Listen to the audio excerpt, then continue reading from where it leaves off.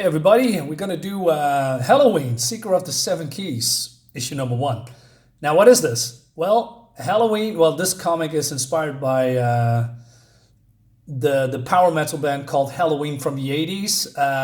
I loved power metal back in the day. My taste in through the years has been, more broadened. Well, not sure evolved, but I have now a way more different taste than that. The albums that I've got are the Keepers of the Seven Keys Part 1 and 2 and The Walls of Jericho. I think those were the best. It has all the ingredients, when it comes to 80s power metal, wizards, demons, monsters. It's not very dark, but it was a fun album. Walls of Jericho was fantastic, by the way. But yeah, I was surprised that they made a comic about the power metal band. It's from Opus. Opus did also is doing Death Dealer. I believe they're doing other bands as well. Like Cradle of Filth and a couple of others. Evanescence, I believe, and another one. Not entirely sure. So let's dive in. So we have our narrative person, the Keeper of the Seven Keys, and he explains that through the ages, people want to have the keys because that is, when you have all the keys, you have all the power, and there's, civilizations, kingdoms, raging war, fall, civilization is falling and then rising again. It's going on and on and on, and but now he I'm trying to find the words how to explain this, but we are going to a flea market, an indoor flea market called Middleton, somewhere, I don't know, I'm not sure if this is even in the 80s or the 90s of the nows. So there's a girl, she's a metal girl, and her name is Chandra, and I don't know who's this guy, probably her friend, and they are looking through these albums called, wait a minute, what does it say? Iron Mavens. Right. But she says, hey, let's get home before our parents get, figured out that we're lying to them, and we went to the mall. Fugazi? What the hell?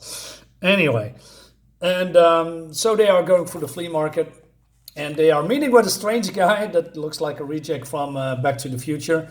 So I was wondering, what is a doctor, or a professor or whatever he is doing at a flea market with a chair with, knives on the wall? That's found. It's really suspicious. But he says, I am the discovery of knowledge, and maybe you can help me with some kind of an experiment.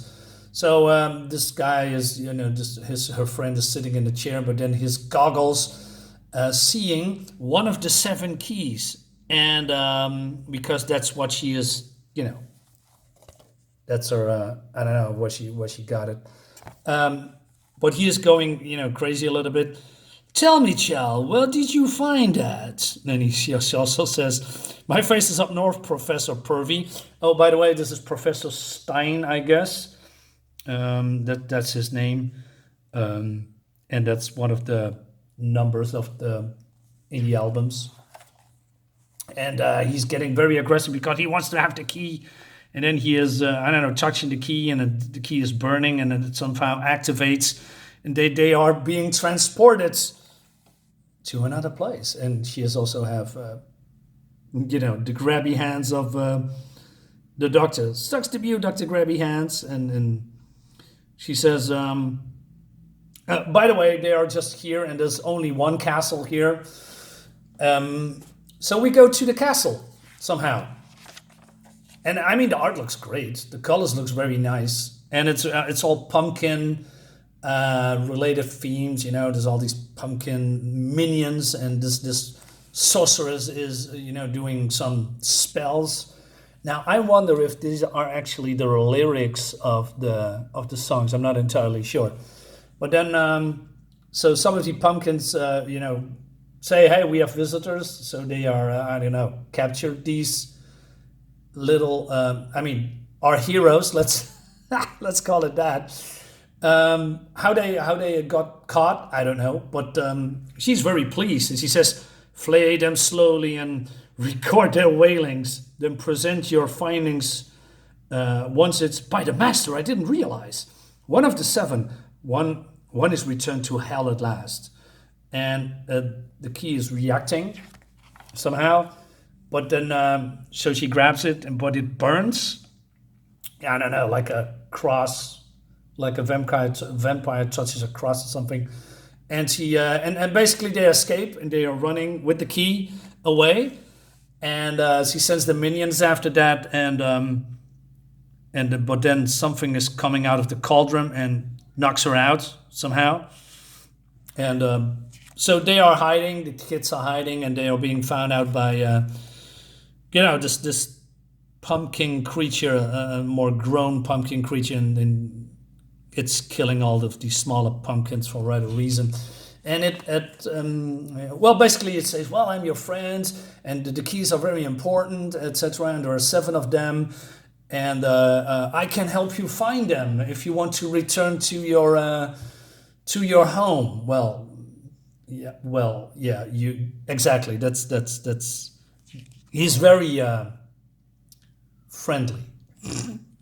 And we all know it's not. I mean, it's come on, look at him.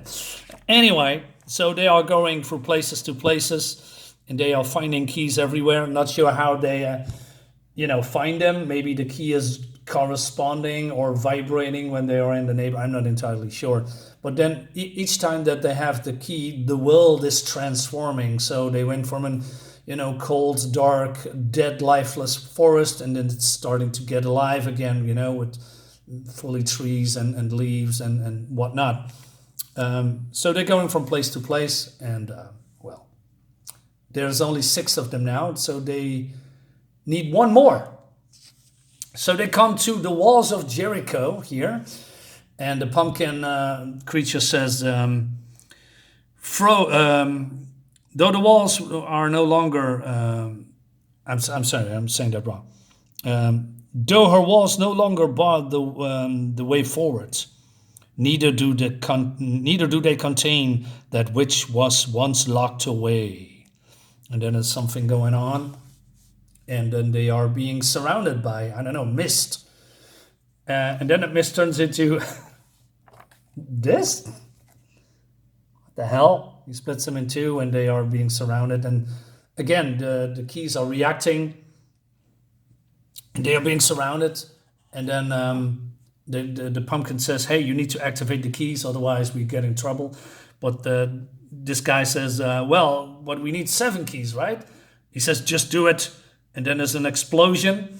And then what happened is that all of these clones are being, I don't know, vaporized. But then another creature comes. So this was the monster that invaded Jericho. It was on the cover of the Walls of Jericho album. And it has the 7 key. And so they say, well, they're tracking us the whole time. But then the pumpkin creature is, still alive, because the somehow the power explosion hit him real good, although not the kids, which is weird.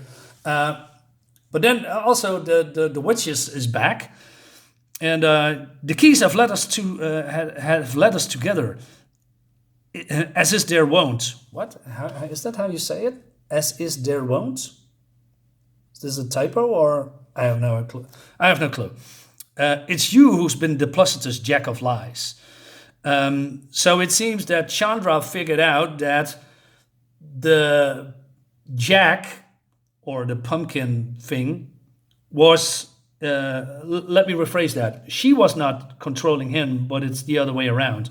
And I thought to myself, wait a minute, so she worked for him, but if that's the case, why? I have a lot of questions, by the way. Did he knock her out if she is working for him?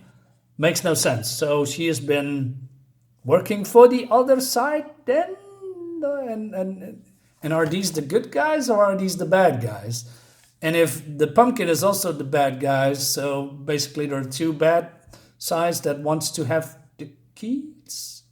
I have no clue. So Chandra says, "You led us here, and you used us to gather the keys." Well, duh. You betrayed us. It's called Mark. He's called Marcus. Whatever. "Insolent brat! I've shown you strengths beyond what your whelps would have ever known otherwise. You filled your role admirably, and now I shall fulfill mine." So, and then, he's summoning his powers and summoning pumpkins. And so these clones with eggs on their eyes are attacking each other. And, well, he says protect the keys, so it looks bloody and cool. But then the Keeper of the Seven Keys are, looking that through his orb. And and then the other keys are starting to glow. And Chandra and her friend are being lifted up into the air. And she said, "What kind of bullshit is this? It's the keys doing. They're not being pulled. It's like they're pulling us." And then I have no clue what's going on, because somehow a rift opens, and then there's a big light, and then I don't know, an explosion or something, or a power surge. Then the Keeper of the Seven Keys is here. So the pumpkins are gone now? Destroyed? Vaporized? Where's Jack? I have no clue. Or Marcus. And so this creature from the walls of Jericho says, "This ruined land has reaped the whirlwind long enough. We make our offering in peace, and we return it to the aftermath we earned." So there are now 7 keys together. And if you are the good guys, then that's not entirely true, because the sorcerer wants to flay them and record this. It doesn't make any sense. So the Keeper of the Seven Keys says, "Hey, thank you for your cooperation, and we're gonna send you back to your own world." And then Dr. Stein is here, and and they still have the key somehow. And then, this is this. "May I be of your assistance?" It looks like a bad, cartoony-esque Scooby-Doo adventure. And then the evil guy, who is not really evil, is still there and says, "I'm here and I can help you." Something like that. It's just all very cheesy. And then the Keeper of the Seven Keys have 6 of the keys somehow, and they put them into the other room with the orbs with the keys. And then Marcus also checked the beanstalk thingy pumpkin dude is now locked away forever. I'm not sure what to think of that. I mean, the art looks good. There's 3 issues. And these are the covers, by the way. The covers looks really fun. I mean, look at this Dr. Frankenstein-esque monstrosity. It's my cover. And we have 2 other covers, I believe. This is cool. I like the old cheesiness of that, but if you are looking for a deep story, that's not in here. This is just pure fun, I guess. It's just, if you're looking at a fun comic with metal lyrics and storylines written, in this comic, or whatever you could call for a storyline, quote unquote. This is probably fun for you, or maybe just, to have it. I don't think I'm going to buy the next one, but, for what it is, this is pretty okay. Let's leave it at that. Guys, thank you so much for watching. I'll see you next time. Bye-bye.